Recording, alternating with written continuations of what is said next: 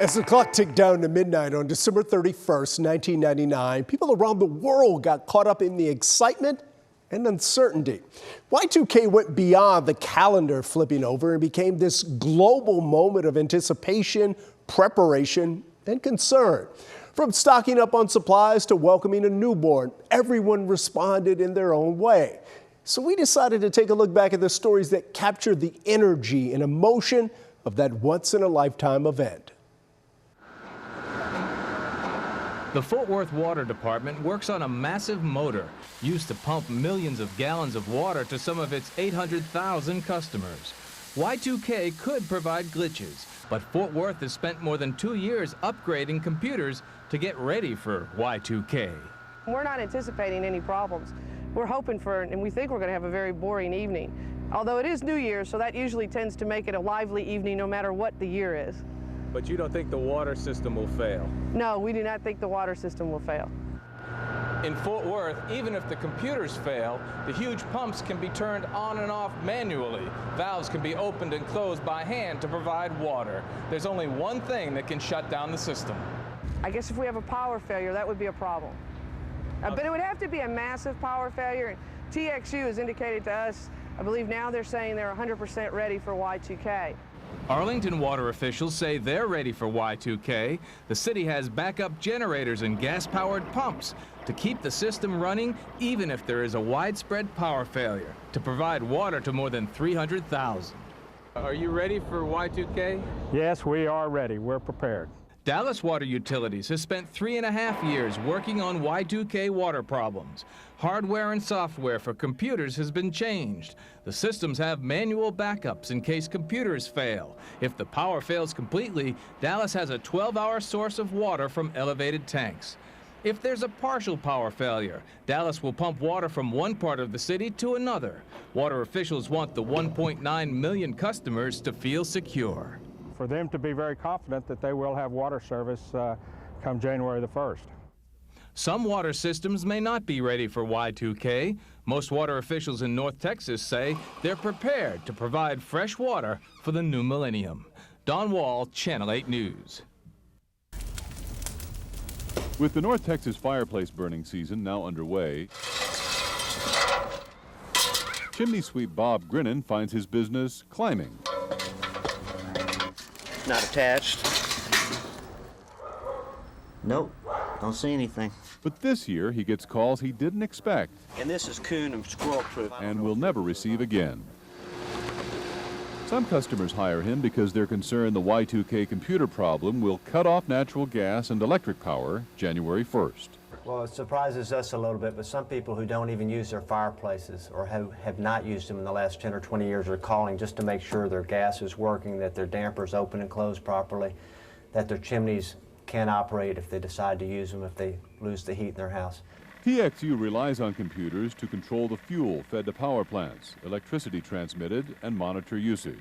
I do have some skepticism. Pauline Neff of Dallas isn't convinced all those computers will work January 1st, so she got her fireplace ready. You could have some warmth, and if worse came to worse, you could even heat up all those canned foods that you're supposed to stockpile. But TXU says at the stroke of midnight on New Year's Eve, all computers should recognize it's the year 2000. The electricity will be there. We've run our tests. We are Y2K compliant. We're ready for the rollover today. If TXU is right, the only fallout from Y2K will be the dirt and creosote from all those extra sweepings. Brad Watson, Channel 8 News.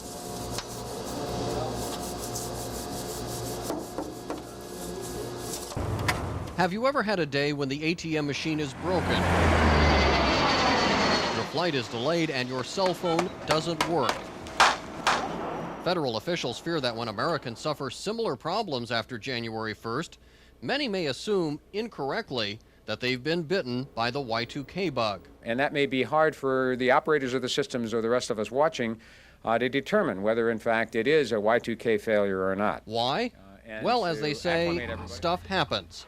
And in our increasingly complex technological society, apparently it happens a lot.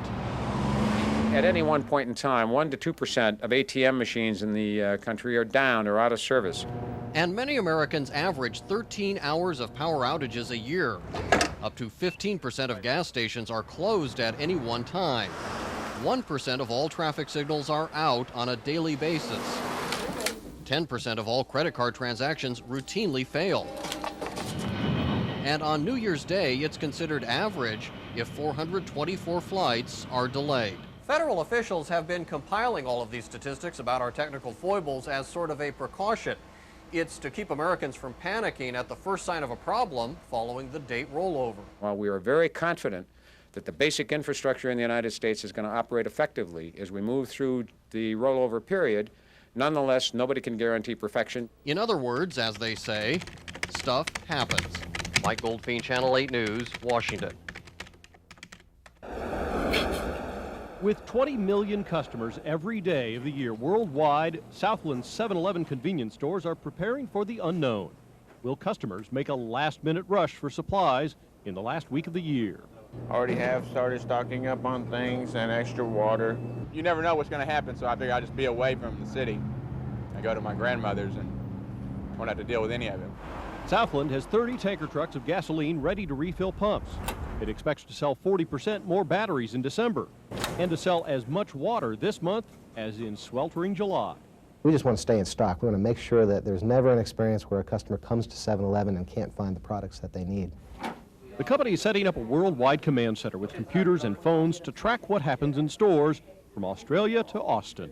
A lot of the fears that you hear about power outages, to a large degree, are groundless. International Y2K expert Peter DeJager told Southland's top managers Tuesday that the high-tech countries of the world are better prepared now than he ever dreamed they'd be. The thing that has been labeled the Iron Triangle, finance, telecommunications, and power, has been to a large degree taken care of worldwide. DeJager thinks there will actually be millions of little computer problems in companies worldwide, but the vast majority of them, he thinks, consumers will never notice. In fact, he says hundreds of thousands of computer glitches related to Y2K have already happened, but not all the world is as prepared. He says technologically driven countries are ready, while places like Russia, Italy, and Indonesia are not. The best motto is, prepare for the unknown, but don't lose your head. All we have to fear is fear itself. Vince Patton, Channel 8 News. From stocking gas stations with essentials to ensuring customers were ready for whatever the day might bring, Y2K was all about staying calm while preparing for the unknown. While some worried about the potential fallout, others focused on celebrating a new beginning, like the families welcoming babies into a new millennium. Darian Scott arrived Saturday, an early Christmas present. Mother Audra wasn't due until January 1st. I was like, Y2K, maybe college paid for. But Darian decided he just couldn't wait, and Mom is counting her blessings. Yeah, a lot of surprises. Is this where we're going? Connie Garcia is about to count hers. It was kind of wild to imagine having a baby in the year 2000. It sounded like it was 100 years away rather than just 9 months. She's due the first week of the year. Our biggest focus is just having a healthy baby and having an easy delivery, or relatively speaking, I guess. Garcia works at Fort Worth's Harris Methodist Hospital. Her employer, like most hospitals in North Texas, says they will not induce labor or do C-sections on New Year's unless they're medically necessary. Prize-hunting parents can look elsewhere for help. If they have the first baby of the new century, I think that's great, and that, you know, they can, if that makes them happy, that's wonderful. But I think that all babies are important no matter when they come. One local hospital says a handful of particularly calculating new parents have called in asking what kind of prize package they're offering for the first baby of the new century. Harris Methodist says it'll be more than a t-shirt, but they're not quite sure yet what. If they come in labor and they're going to have their baby, then babies kind of come out when they come out, and that's the way it is. The birth of a child is a wonderful miracle, and just bringing life into a family is what, to me, is the greatest prize. Yeah. And Audra Scott couldn't agree more. Yes. I wanted my bundle of joy now. I want him right now. Vince Patton, Channel 8 News, Fort Worth.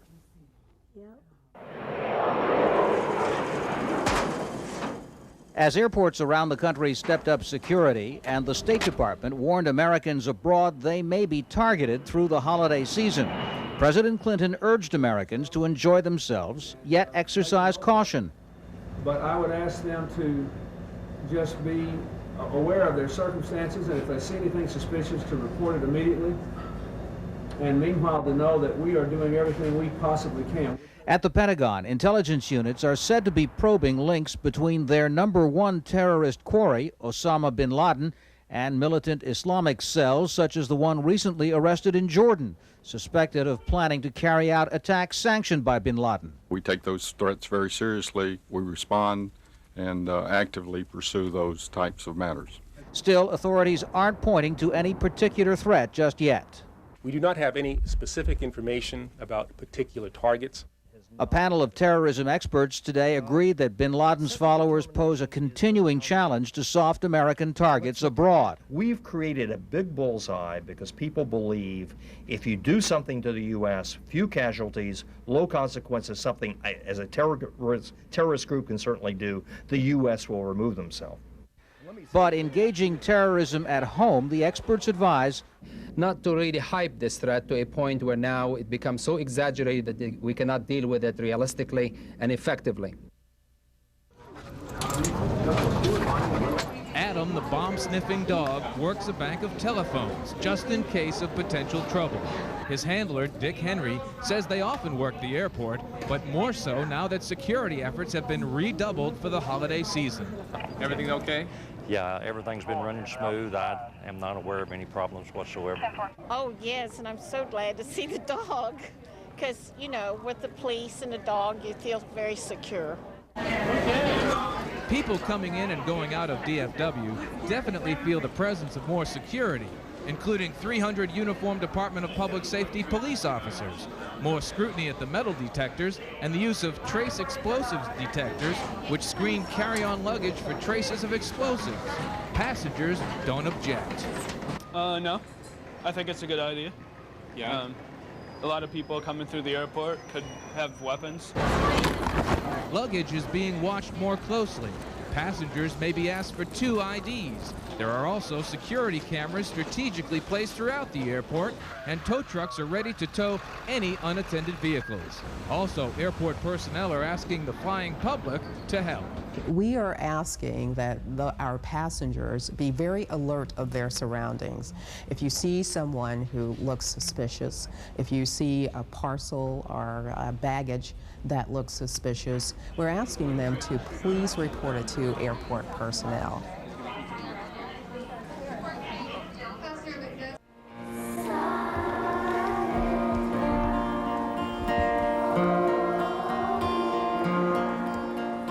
Cathedral Guadalupe has been on a physical and spiritual journey preparing for Christmas this year.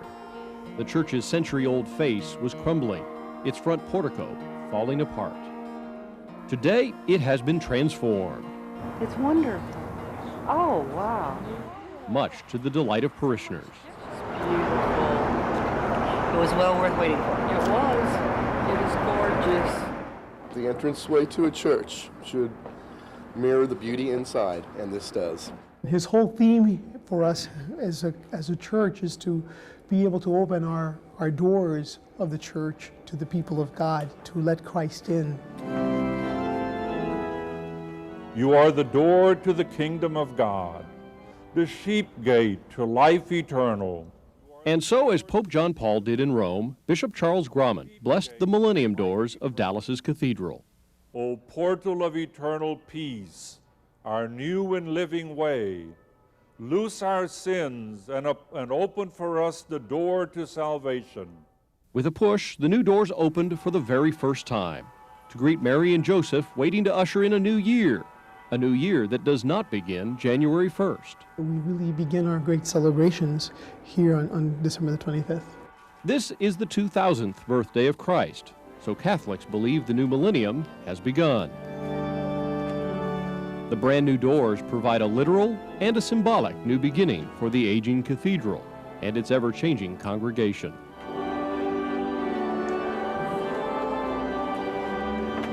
The doors are open for hope. The doors are open for forgiveness. The doors are open for a new beginning. The doors are open for a new life and love for all people. And hopefully in our country, we would be able to live those values so that we can begin a new year in the right foot.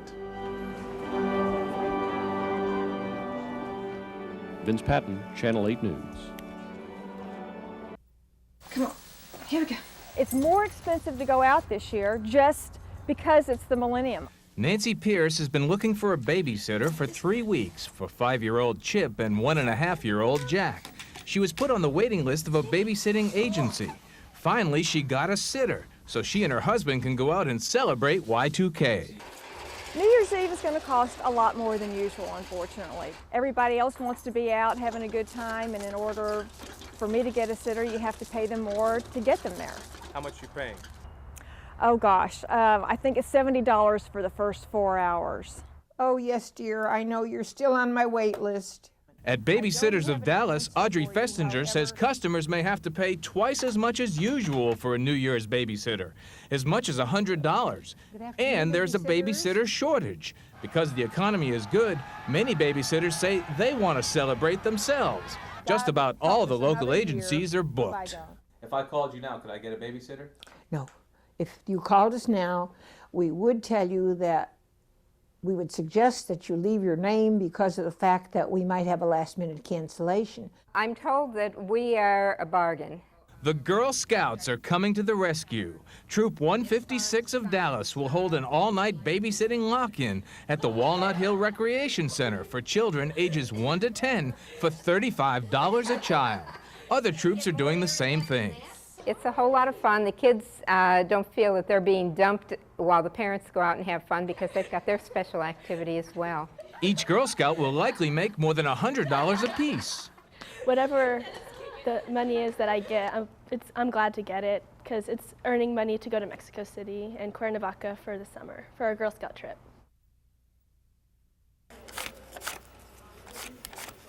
That's the sound of real financial security. Crisp, cold, hard cash.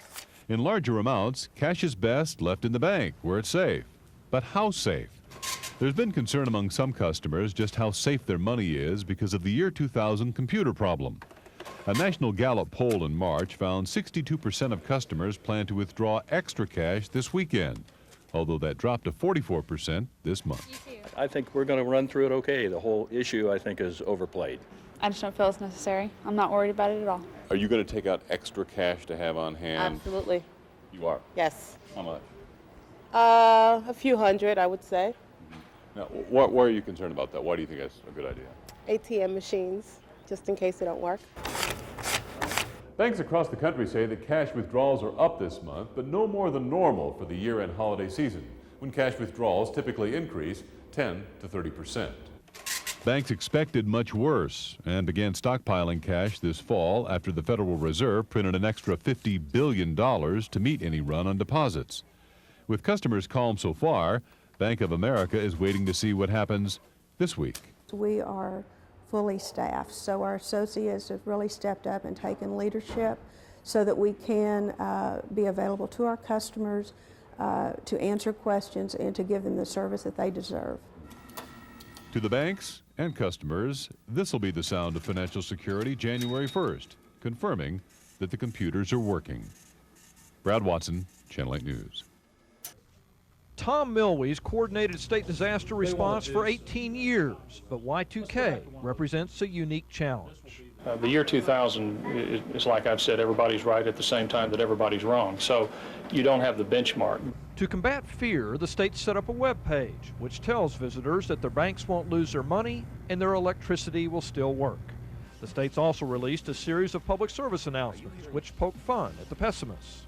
Are you hearing scary things about Y2K? Yet for all the rosy reassurances, no need to panic. The state is concerned about human-induced headaches. Doing things like everybody at midnight picking the telephone up.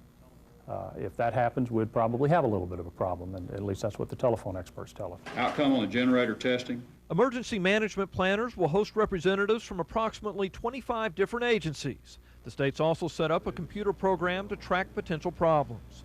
But amidst the keyboards and carbon monoxide detectors, workers also have stashed flashlights, just in case there's an unexpected trap in all this technology. The FBI braces for a new millennium attack by computer hackers posing as Y2K bugs. In North Texas, a special squad will keep an around-the-clock watch to track down computer intruders.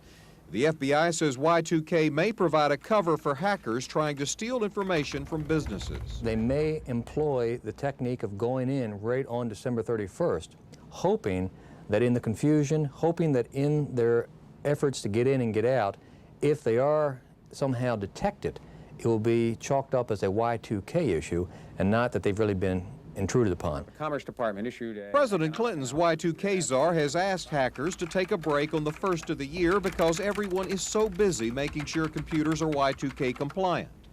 The FBI is concerned about the internet because it is a mass communications medium and major means of commerce.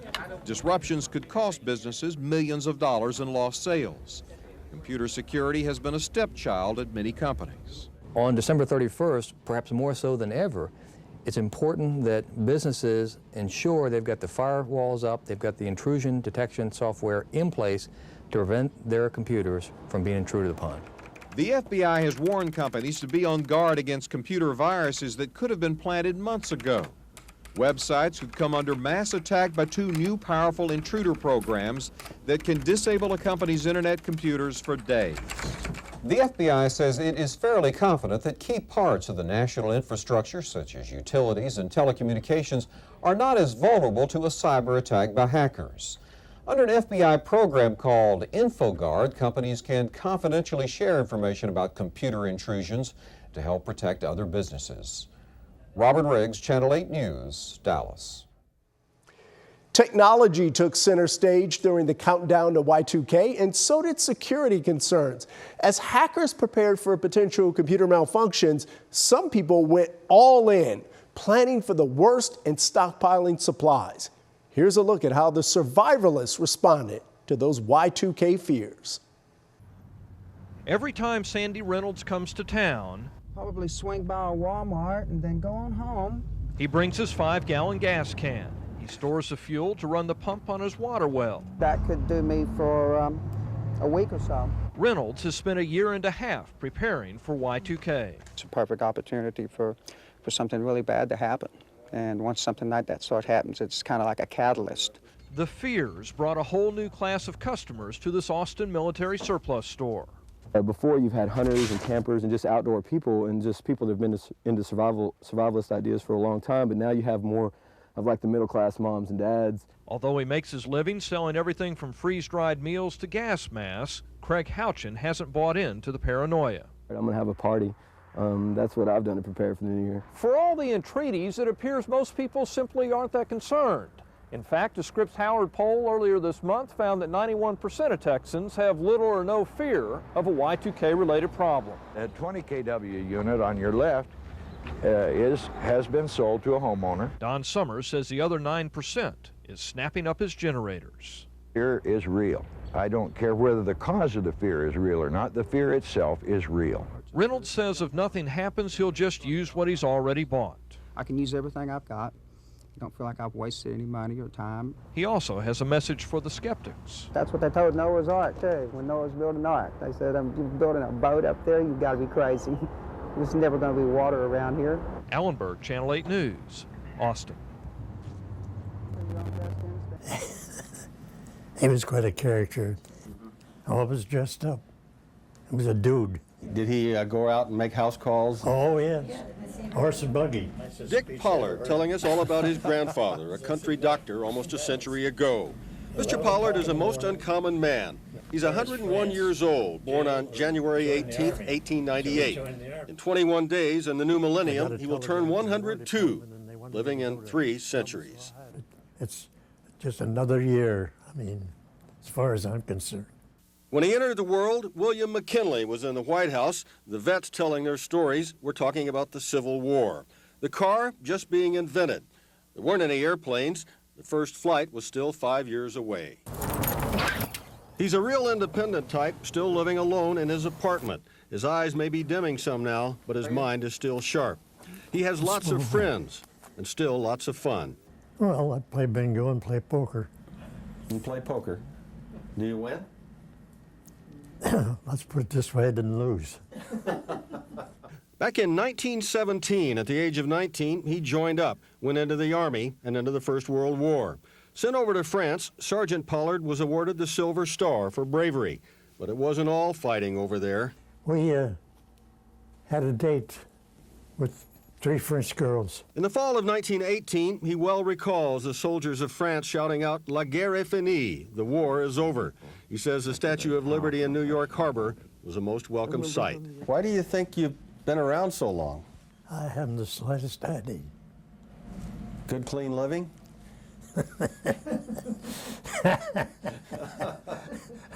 Now, why do you chuckle when I say good, clean living? I guess so. He remembers the crash of 1929, the bombing of Pearl Harbor, the fireside chats given by President Franklin D. Roosevelt. So much history he has lived. And to his many friends, he's special. What is it that makes him special? The fact that these lips are cotton picking lines.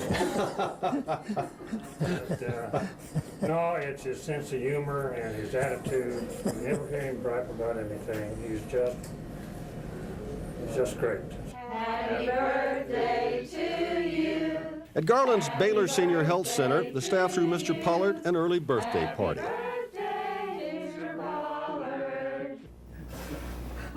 The year 2000? Sure, he says. Bring it on. Bill Brown, Channel 8 News, Garland. Okay, is anybody hurt? Okay, are you on the freeway or on the service road? 911 dispatchers take thousands of calls every day from people who need help immediately. Someone broke into your house or your car? On a typical New Year's Eve, the number of 911 calls increases 2- or 3-fold between midnight and 12:30. This past year, we handled over 2,000 phone calls. Let me repeat that, 2,000 phone calls in a 30-minute. It's almost unbelievable that you can even handle that many calls. Well, we can't. I'm going to be honest with you. We had a high abandon rate. We couldn't get to a lot of these calls. People randomly firing guns at midnight generates hundreds of emergency calls every new year. Even if no one is injured, if 911 is called, a police unit is often dispatched. As the volume of those calls goes up, our ability to respond to those diminishes our ability to respond to other calls where we may have other life-threatening issues at hand. 911 administrators say people with real emergencies shouldn't hesitate to call this New Year's Eve. While they're confident the 911 system is Y2K compliant, they are worried excessive call volume could cause problems. They're asking the public not to tie up phone lines using fax machines and cell phones or even the internet. 911 service providers also warn that around midnight on New Year's Eve, even picking up the phone to test for a dial tone could overburden the system. This is not a time to test the phone system to see if it works, because if everyone tests the system, in fact, it will not work. 911 dispatch offices around North Texas will be at maximum staffing with backup staffing available New Year's Eve. Emergency service providers say how well the system works will depend on public cooperation. Ana Martinez, Channel 8 News. Oh, it's great. We have great water pressure. Yeah. But if the electricity goes during Y2K, so does Joan Weston's well water, although her husband says a generator could get the system up and running again. People with bigger water needs, like cattle ranchers and crop growers, are faced with making other contingency plans. That's what we're concerned about. If the power goes off, we can't water any cattle. What many residents of Weatherford and other smaller cities and towns are not worrying about is the potential for large crowd chaos when the year 2000 finally arrives. I think it's a long way for like a mob or groups to come and get you or whatever they do. Weatherford Police Emergency, this is Judy. Weatherford police officials say if a major problem breaks in their city, they have 48 officers they can put on the streets along with backup from local constables and DPS troopers, Parker County Sheriff's deputies, and even neighboring police departments. Disadvantages on that, on really being able to respond, is especially if you're looking at using a military response where you're calling on the National Guard to assist you. Probably most of those resources would be tied up in the Metroplex before we would ever have get a chance to utilize any of their resources. So. Still, officials are confident with their network of emergency response backup, which they are glad to have, but predict they won't need come the stroke of midnight 2000. Marianne Music, Channel 8 News.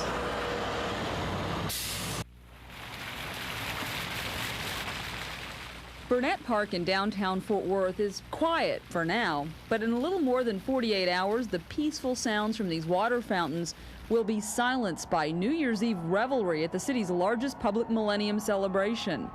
Revelers are encouraged to have a great time, but police have this warning. We want to make arrests early if people get intoxicated. Nearly 400 Fort Worth police officers will be on city streets, which is more than double they would normally have on New Year's Eve. According to department officials, officers will be looking for folks firing off guns, shooting illegal fireworks, making threats, or engaging in other illegal activity. With up to 30,000 people expected at the downtown party, police say they're prepared for worst-case scenarios like a public riot similar to those at a conference in Seattle. We've got the SWAT unit, we've got the zero tolerance units, we've got the gang enforcement unit, we have the extra patrol officers that within 2 minutes we could probably swarm the downtown area with 300 to 400 police officers.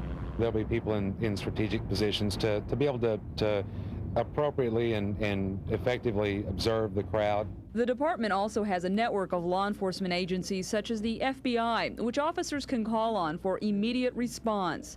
They also plan to rely on citizens to keep them apprised of problems. Of those extra officers that we will have on duty, a substantial bulk of them are the neighborhood police officers, the 90 officers who interact with our citizen on patrol members. It's a precious resource. Many people drink it out of the tap, but at Purified Water to Go, they use a 12-step purification method to rid water of minerals. Carolyn and Horace Wallace opened this franchise 2.5 years ago, but it's never been busier than this week. The store usually stays open until 7, but last night the Wallaces stayed busy until midnight. We had to stay here and fill people's bottles that we couldn't get to yesterday. We'll be here until late again tonight, too. The Wallaces say business started picking up just after Thanksgiving. They've noticed customers taking home a few extra gallons just to be on the safe side. Well, I think that it just makes sense to be careful, and to be prepared. So I'm not terribly afraid, but I do want to be prepared. Just another extra bottle of water I'm getting here. Why are you doing that? Well, just to prepare, for the Y2K. Bottled water sales at many local grocery stores are booming too. At Minyard and Lakewood, water sales have more than quadrupled in the past few weeks. We have experienced a few out of stocks. We've got plenty of product on hand to meet the needs for the people during this season, the Y2K season. Even though bottled water sales are brisk, the City of Dallas Water Utilities Department is confident it's all much ado about nothing.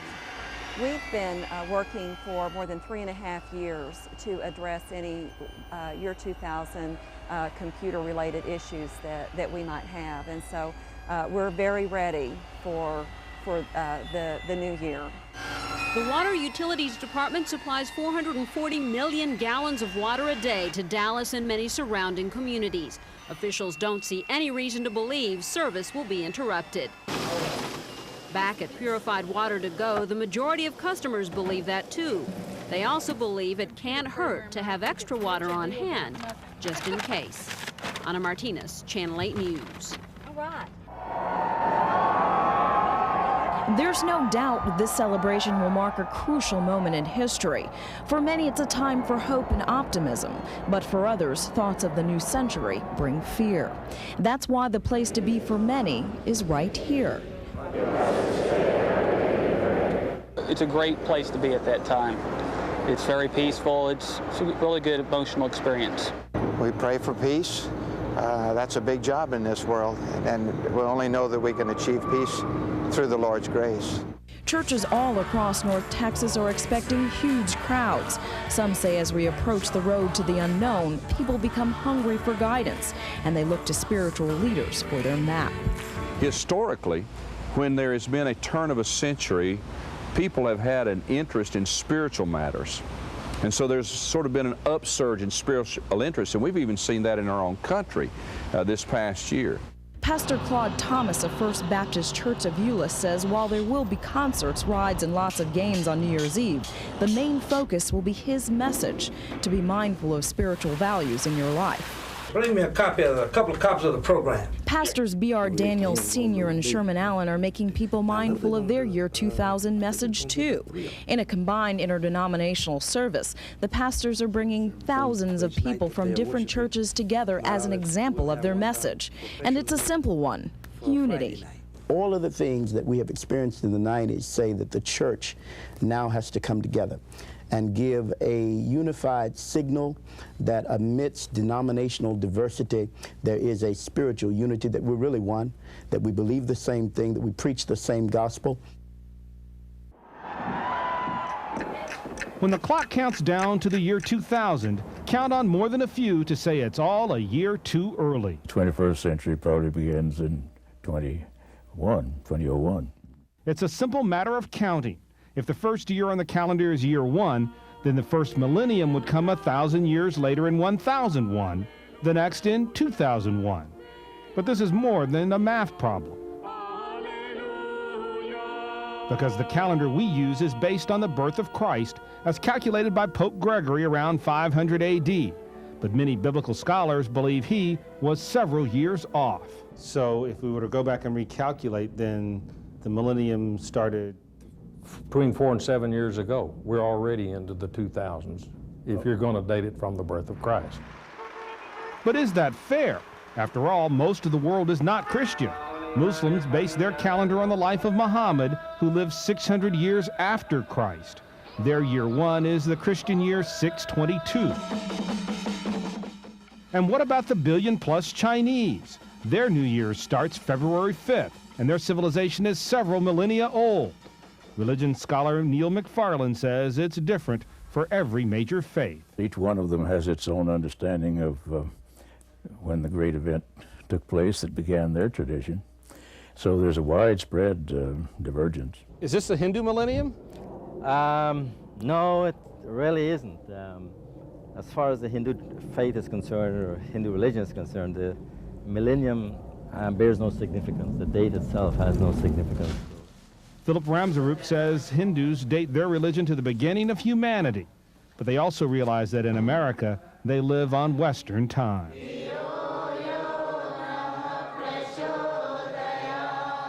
So for 15 days, they are celebrating the millennium in their temple. At the Thanksgiving Square Foundation, they say all the major religions understand that governments and business use the Christian-based calendar. And rather than argue about it, they together got the UN to make the next year a worldwide year of Thanksgiving. Because unlike the millennium, it's one concept all religions share. We do agree on that. Okay. And we can all be grateful. Gary Reeves, Channel 8 News. This is the control room, the nerve center, the brains of TXU. If there is a power outage in North Texas, it will immediately be monitored here. Normally, 2 people man this operation, but for New Year's Eve and the rollover into the year 2000, more than 20 executives and operations personnel will be watching and waiting. Some people think that there could be some minor interruptions, there could be some inconveniences. I think that those are really low probabilities, but if they do occur, we're here. TXU provides electricity to 5 million people in North Texas. Electricity is critical to all other utilities, including phone service, computers, and water. TXU has been working for 4 years, spending more than $40 million to bring their systems up to date.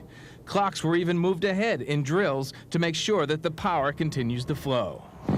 TXU may get some advanced word if its systems are working because it runs power plants in Australia. Midnight there will be 7 a.m. Friday in North Texas. Australia is one of the first spots in the world that will be able to tell us if anything occurs.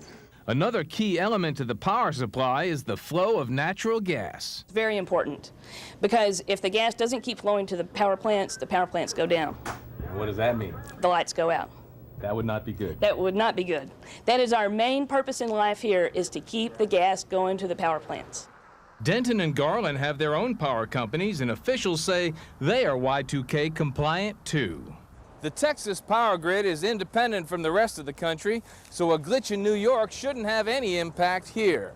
A major power outage should be big news to Texas power companies. Don Wall, Channel 8 News. It's a night where everyone out and about is happy. We're hitting downtown, Stockyards, Sundance Square. Yeah, we're doing it all in Fort Worth. Thousands converged on the Stockyards and Sundance Square. The wait for tables was long, but the people watching sure was good. How happy are you tonight? Oh, pretty happy. Does life get any better than this? Oh, yeah. It just gets better and better. The Shorts family chose to spend this night together. One of the most important things that we have is family, and we're real excited about it. Some Plano 12-year-olds celebrated New Year's and a birthday in Sundance Square. It's really cool because this is a once-in-a-lifetime thing. The dress was a bit more formal at the Renaissance Worthington Hotel, where 500 people bought the $600 a couple package. There was dinner, entertainment at the Bass Performance Hall, and an 8x10 glossy to preserve the memory. I want to be able to tell my grandkids 20 years from now, this is what I was doing on the, New Year millennium.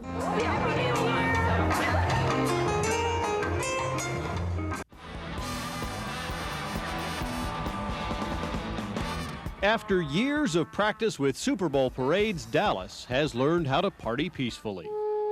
Happy New Year! For about 6 blocks down Main Street here in Dallas, you cannot see any pavement. Thousands of people packed one small spot of downtown Dallas to crane their necks and watch a horse fly again. Amarillo, Texas, yes sir. It's a long way to come to party. 7 hours.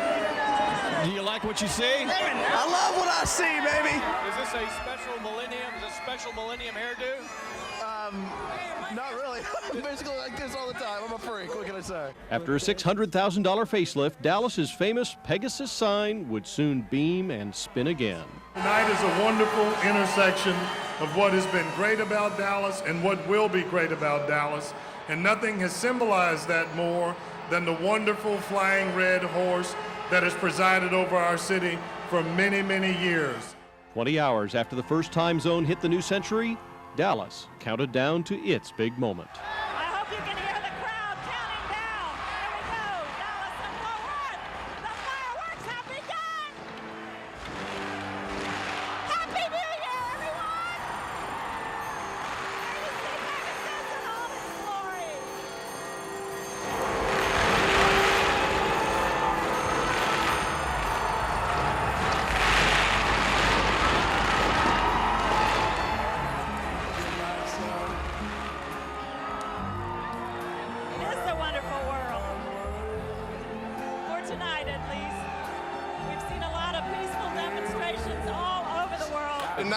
Nice time. The crowd was lovely. We just came out to have a good time. I wish for a lot of love, a lot of peace, a lot of oneness among the races. Tonight, Pegasus will once again serve as the beacon, as the inspiration, as that light for our city. Like most courthouses, the Jones County Courthouse stands tall on the West Texas horizon. This nearly 100-year-old structure can be seen for miles. So can its clock. But since it hasn't kept time in years, that's a moot point. Oh, I think it should be fixed and working, because when you come through town, you look up there, and if it's not working, you think, oh. It may not be so much that we have to have it for time, but it is a part of the history of the county, and it's certainly a part of the courthouse. But if Bill Carmen has his way, the Anson Courthouse clock will once again operate and chime throughout the town. He's fixing it and doing all the work free of charge. Why? I love mechanical things. I love tinkering. It's probably going to cost about $500 for the parts. County is paying for the parts, and my time is theirs. Bill retired from the U.S. Foreign Service and came home with his wife to Anson. He overheard about the clock's problem at a city council meeting. The more I come up and work on it, the better I enjoy it. It's an old friend now. Bill had some clock repair experience to go on, but the 90-year-old clock was a challenge. Just a little bit of wear on some of it. What's more, Bill promised the town he'd have the clock ready to ring in the year 2000. But a delay of parts made it impossible to have the clock operating New Year's Eve. So to keep my word that the bells would ring at midnight New Year's Eve, I'll come up and do it manually. Sure enough, Bill Carmen kept his word. And while it wasn't exactly a Times Square-sized crowd, thanks to Bill Carmen, Anson, Texas had its new year rung in right. Happy New Year! John Bronk, Channel 8 News, Anson, Texas. Not everybody in Dallas, Texas was downtown celebrating New Year's Eve. Some were frying burgers, pouring coffee, taking orders. This beehive of activity is the Pit Grill on Fort Worth Avenue in West Dallas. New Year's Eve was just another busy evening here. It's one of those all-night diners where everybody seems to know everybody else. We come in here and just cut up like we're doing now and have a good time. That's what it's all about. Have a good time, hometown people. I like to come down here. It's good coffee, good place. I've been coming in here a long time. Ain't gonna change now. I ain't gonna spill the water. You mean spray it up there on you, Mr. Moore? I'm hoping for peace all around the world because with all these wars going on, it ain't helping nobody. We are here to see 2000th century, and those that didn't make it, may God bless them, and may God keep them.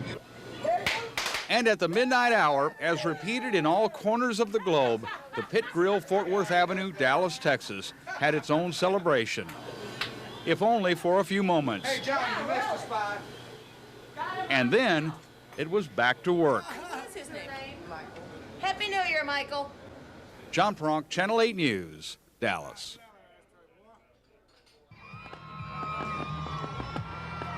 Fireworks here. No fireworks here. It was just the way EDS wanted it. Since before Y2K was called Y2K, Electronic Data Systems in Plano has been working on de-glitching the world's computers. Hello, Plano. This is Benelux. Hi, Benelux. As New Year's Day rolled around the globe, it appeared the work paid off. You may be able to hear this Ben chiming in the background, just beginning its chimes. 8, 7, 6. On streaming video from London, EDSers watch their colleagues welcome the year 2000. When you see it on the computer, you know the system's working. Well, they got power. They got power. Lung power. 2 hours later, the same thing happened in Brazil.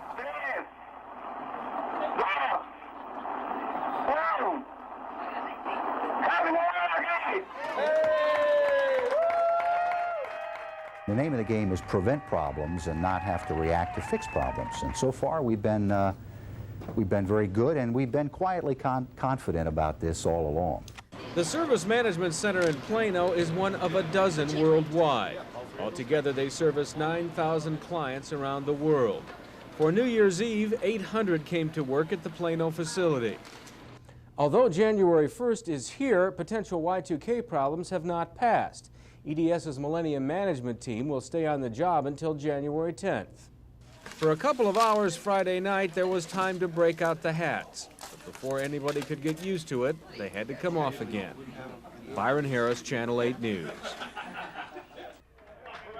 At the stroke of midnight, the technicians at the Mountain Creek Power Plant in Dallas gave each other a high five. It became apparent as the clock rolled over into the year 2000 that the lights were still on, electric trains still ran, the phones still worked, and the water still flowed from the faucets. From the point of view of utilities, Y2K was a big non-event. It's a relief. We've all been anxious. We know a lot of hard work went into it, and so this gives us some comfort, and we're pleased that we've come. But we're not finished. After midnight, there was a 40-minute power outage in North Dallas, affecting 10,000 customers because a wire came loose and caused a short. But they're back in service now and unrelated to Y2K. Both the Dallas and Fort Worth water utilities report that everything is normal. No Y2K problems. The same is true of phone service. In the Dallas-Fort Worth area, we experienced 0 Y2K-related problems. The same holds true across the country. That doesn't mean the phones weren't swamped. They were, and the lines were congested, but that's normal when it's busy.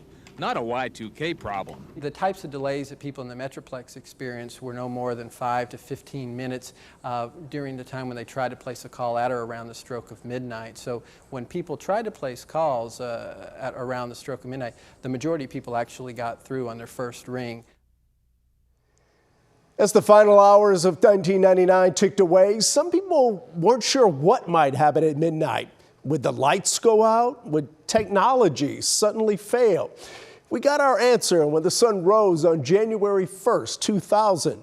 The world was still turning, and we turned our attention to the stories that unfolded after Y2K. A day after Y2K shoppers cleared the shelves of D-sized batteries, employees at this Target store restocked. We really blew through a lot of D batteries, I guess, to go along with the flashlights. The flashlight aisle remained bare, a testament to last-minute shoppers who took precautions just in case. They snapped up all but one oil lamp and every drop of oil in stock. Well, I had water and some canned goods. The only thing I did was get money out of the bank. Went and got $100. It was good to be prepared just in case, but thank God nothing happened. No news was good news. While revelers hooped it up at millennium parties across Texas, anxious workers counted down the clock and quietly celebrated the lack of computer failure many had feared. It's a relief. We've all been anxious. We know a lot of hard work went into it. A 40-minute power outage did darken North Dallas, but TXU blamed a loose wire, not Y2K. Across North Texas, the lights stayed on, the phones still worked, and water still flowed. How's everything going down there? All quiet on the western front. The millions of dollars spent on emergency preparedness in Dallas and Fort Worth seemed like money well spent. Our 911 center is working just fine, and all of the computer systems that support that are working okay. Planes didn't fall out of the skies, and hospitals welcomed the first millennium babies into a world where computers kept right on clicking. In fact, the biggest New Year's Eve problem most cities had to deal with wasn't a high-tech problem, it was a low-tech problem. Revelers firing off their guns at the stroke of midnight. But cautious observers say we should probably save the big celebration until later next week, until financial institutions and businesses reboot and know for sure they too can relax in this new millennium. Shelley Koffler, Channel 8 News.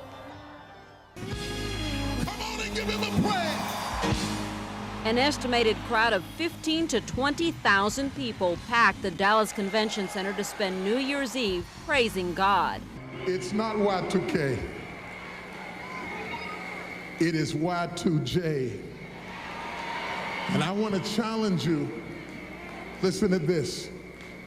I want to challenge you to step into this new year without fear. Bishop T.D. Jakes of the Potter's House delivered an impassioned sermon sharing the stage with two lions. The crowd went wild. And let's celebrate Jesus tonight. No less enthusiastic was the congregation at Oak Cliff Bible Fellowship. The church membership is 4,000, at least that many crowded inside. Pastor Tony Evans makes this service his annual New Year's tradition, and it's become that for many others. For the past 20 years, I made a commitment to trust Jesus Christ for my life, and since then, I've always came here on New Year's, and it made my life much better. It's a blessing just to be in God's house on a night like tonight. I just wanted to bring in the new year praising God and take it out praising God. A more individualized kind of prayer appealed to the nearly 300 people who walked a special millennial labyrinth at University Christian Church in Fort Worth. People used candles to light their way as they walked a winding path, praying and meditating as they went. everyone is involved in prayer at different points in the cycle and aware of each other's presence and supported by each other's prayer, but very much individualized in their prayer. For those who preferred group activities to individual time, First Baptist Church in Euless offered a family-friendly New Year's Eve carnival. The church grounds became a midway. There was an arcade and even carnival food. The night also included 6 different concerts featuring Christian music. This millennium marks a very special time in history. It is really the marking of the birth of Christ, and in Him we find life. So we're here celebrating life. Fireworks at the stroke of midnight put a glorious finish on First Baptist's celebration of life and the year 2000, a year with special meaning for Christians everywhere. Ana Martinez, Channel 8 News.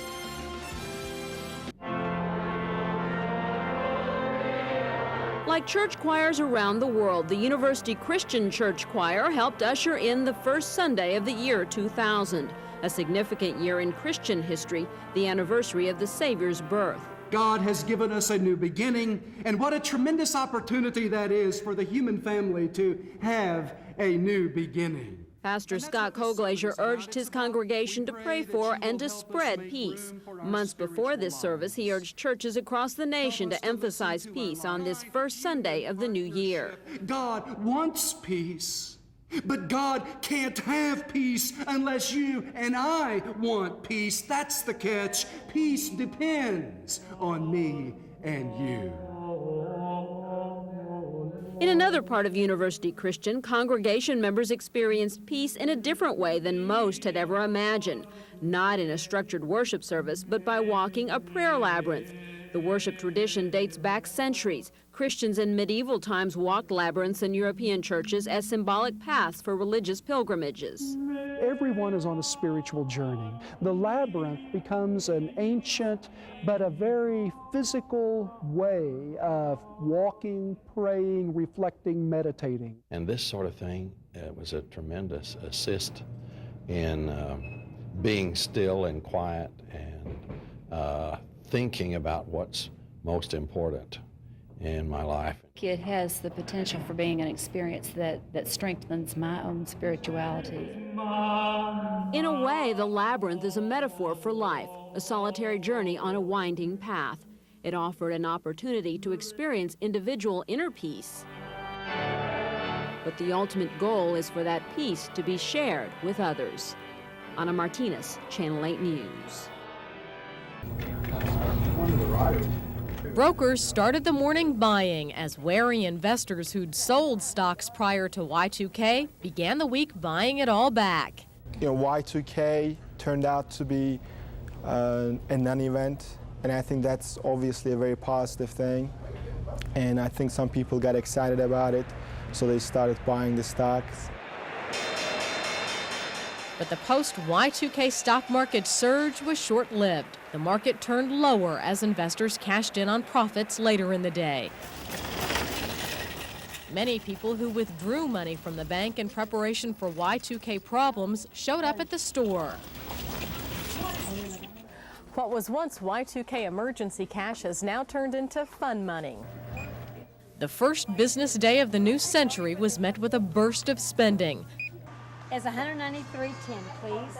The Holmes had planned to make it to the bank to return Y2K cash, but couldn't resist the lure of post-holiday sales. Not spending it today. Well, a few 75% items we're taking home today, so we'll see. She's doing her best to stand it. And are you going to bring the cash back to the bank? No, I'm going to keep it and spend it as the time passes by. Some financial experts say this spending thrill will be short as people forget about Y2K and the reality of a new millennium sets in. Janet St. James, Channel 8 News. Empty, cleaned out, no more. This is where the ammo went. Dehydrated food was stored here. Cheaper than dirt in Fort Worth surfed a wave of Y2K panic for months. It had to avoid expanding too fast and buying too much of what would not sell. Now it's back to business as usual. Pepper spray by mail. This is all the pepper sprays. Ammo cans. It's kind of like being a fashion person. It's like we were selling leather coats. They didn't used to be fashionable. They got fashionable for a year, and then now they're back out of fashion. We've always sold this product. We'll continue to sell it. It's just we were lucky to be in the right place at the right time and have a product that the market demanded. The hottest selling Y2K commodity was actually meals ready to eat, MREs. But ironically, demand for MREs peaked about last March. Today, there's even something of a surplus. On this day, shoppers were scouring the aisles for other Y2K leftovers that might now be marked down. That's pretty good deals on some guns. Yeah? Yes, sir. All right. So it's worth living through, huh? Oh, yes, sir. Sure was. The next big surplus phenomenon may be in this warehouse. Oil bottle. Chinese oil bottles, maybe. Or perhaps brand new Army surplus urinals. Also could be used as a flower pot or a beer mug. But they're, brand new, 1966 U.S. military issue. And you ask, why would the military sell that? Well, I don't know why they're selling it, and I don't know why we're selling it. Thank you. Have a nice day. Byron Harris, Channel 8 News. Y2K brought out the best and worst of us, along with the absurd aspects of human nature, from newborns coming into a new millennium, or people stockpiling supplies for an emergency that never materialized. These stories remind us of the anticipation we shared that night. Thank you for joining us on this trip back to the turn of the century.